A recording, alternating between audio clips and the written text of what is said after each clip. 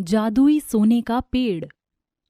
धर्मपुर नाम के गांव में रमेश अपनी बीवी कमला और 2 बेटे सोनू और मोनू के साथ रहता था। रमेश बहुत गरीब था। उसके पास आम का बगीचा था और कुछ एकड़ के खेत थे जिसमें वो खेती बाड़ी करता था। जो अनाज होता उसे बाजार में बेचकर उससे जो पैसे मिलते थे उससे वो अपना घर चलाता था और दोनों बेटों को अच्छे स्कूल में पढ़ाता था। अरे ओ भगवान, आज नाश्ता दिए बिना ही भेजने का इरादा है क्या? अरे बच्चों को देर हो रहा है, जल्दी करो। हाँ, बस ला रही हूँ जी। ये लो आपका नाश्ता और टिफिन, और ये रहा आपके दोनों नवाबों का। ठीक है, सोनू और मोनू आराम से जाना और अच्छे से पढ़ाई करना ताकि तुम दोनों को मेरी तरह मजदूरी न करनी पड़े। ऐसे ही सब कुछ अच्छा चल रहा होता है। तभी एक दिन कमला की तबीयत बहुत खराब हो जाती है और वो बेहोश हो जाती है। माँ, हम स्कूल से आ गए। कहाँ हो? खाना दो, बहुत भूख लगी है माँ। सोनू भैया इधर आओ जल्दी, माँ बेहोश पड़ी है यहाँ। क्या हुआ माँ को? माँ आंखें खोलो। मोनू जा खेत से पापा को बुला कर लेकर आ। मोनू दौड़ता हुआ जाता है। जल्दी चलो, माँ को क्या हो गया? क्या हुआ तेरी माँ को? सुबह तो इतनी अच्छी थी। पता नहीं क्या हुआ, बस आंखें नहीं खोल रही है। जल्दी चलो। ठीक है बेटा, घबराओ मत, तेरी माँ ठीक हो जाएगी। ऐसा कहकर रमेश दौड़ता हुआ घर जाता है। कमला, क्या हुआ? कहाँ हो? पापा अंदर। कमला, क्या हुआ तुम्हें? आंखें खोलो, सांसें तो चल रही हैं इसकी। सोनू बेटा, वैद्य को बुलाकर लेकर आ जल्दी से। जी पिताजी। सोनू जाकर गांव के वैद्य को बुलाकर लेकर आता है और वैद्य जी कमला की नब्ज देखते हैं और उससे चेक करने लगते हैं। रमेश, कमला बेटी को बुखार नहीं है, तुम्हें शहर जाना चाहिए अभी तुरंत। कोई और दिक्कत है इसमें, मैं भी कुछ नहीं कर सकता। ठीक है वैद्य जी, मैं अभी कमला को शहर लेकर जाता हूँ।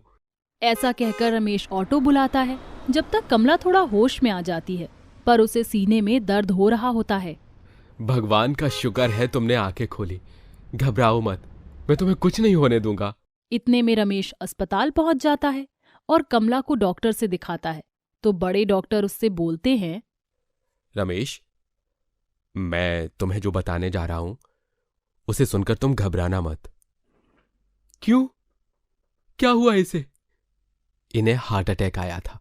अगर इनका ऑपरेशन नहीं किया तो आगे तुम समझदार हो। कितने पैसे लगेंगे डॉक्टर साहब? 3 लाख ऑपरेशन में लगेगा।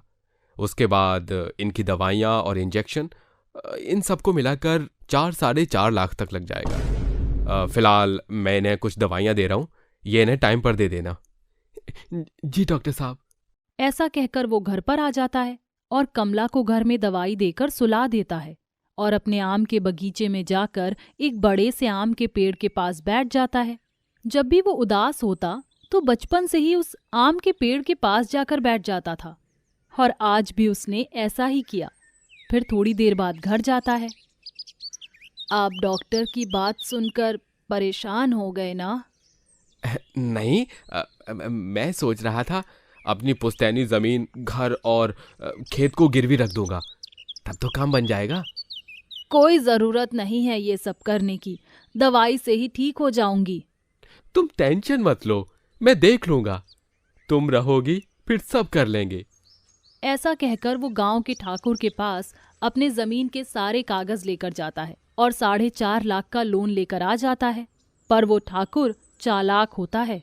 वो उससे जमीन के सारे कागज भी ले लेता है और अपने कुछ बदमाश को भेजकर सारे पैसे भी ले लेता है। पैसे और जमीन खोने के बाद रमेश बहुत परेशान हो जाता है और उसी आम के पेड़ के पास जाकर बैठकर रोने लगता है।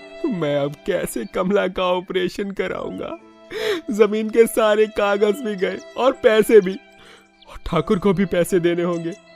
अब तो मेरे पास खेती के लिए जमीन भी नहीं है। क्या करूंगा? हे भगवान, मैं तो लुट गया। अरे रमेश, क्या हुआ तुम्हें? क्यों रो रहे हो? कौन है यहाँ? मैं हूँ, पीछे मुड़कर देखो। जब रमेश पीछे मुड़कर देखता है तो वो हैरान हो जाता है। एक मामूली सा आम का पेड़ सोने का बना होता है मैं वही हूँ जिसके पास तुम बचपन से आकर बैठते हो, और कितना भी काम हो पर मेरे पास आकर बैठना नहीं भूलते। मुझे सब पता है तुम्हारे साथ क्या क्या हुआ है, तुम फिक्र मत करो। ऐसा कहकर वो सोने का पेड़ ढेर सारे 2000 के नोट गिरा देता है, जो 4 लाख से ऊपर होता है, जिसे लेकर वो खुश हो जाता है और अपनी पत्नी का ऑपरेशन करवा देता, और उसकी पत्नी सही हो जाती है। फिर ठाकुर ये सब देखकर हैरान हो जाता है और उससे पैसे मांगने आता है। मेरे पैसे कब तक दे देगा तू? मालिक, मैं सोचता हूँ अभी तुरंत ही मेरी पत्नी का ऑपरेशन हुआ है, थोड़ा सा इंतजार कर लो। हाँ हाँ ठीक है, जा। ऐसा कहकर रमेश फिर दोबारा उस पेड़ के पास जाता है और ठाकुर के बारे में बताता है। फिर पेड़ उसे ठाकुर के भेजे गुंडे के बारे में बताता है और बोलता है, उसे तुम्हें पैसे देने की जरूरत नहीं है, उसने तुम्हें धोखा दिया है। मैं जैसा कहता हूँ वैसा करो। ठीक है। जादुई सोने का पेड़ ऐसा कहकर कुछ सोने के सिक्के देता है। ये सोने के सिक्के से भरे घड़े को जाकर उसे दे देना। पर उसने तो मेरे साथ गलत किया है ना? मैं जैसा कह रहा हूं वैसा करो तुम। उसने तुम्हारे साथ ही नहीं बल्कि गांव के कई गरीब लोगों के साथ ऐसा किया है। ठीक है, पर मेरे समझ नहीं आया। फिर जैसा जादुई सोने के पेड़ ने बोला, रमेश वैसा ही करता है और ठाकुर से अपने जमीन के कागज ले लेता है। कौन सा खजाना इसके हाथ लग गया जो इसने मुझे सोने के सिक्के दे दिए हैं, जबकि मैंने तो इसे पैसे भी नहीं दिए थे।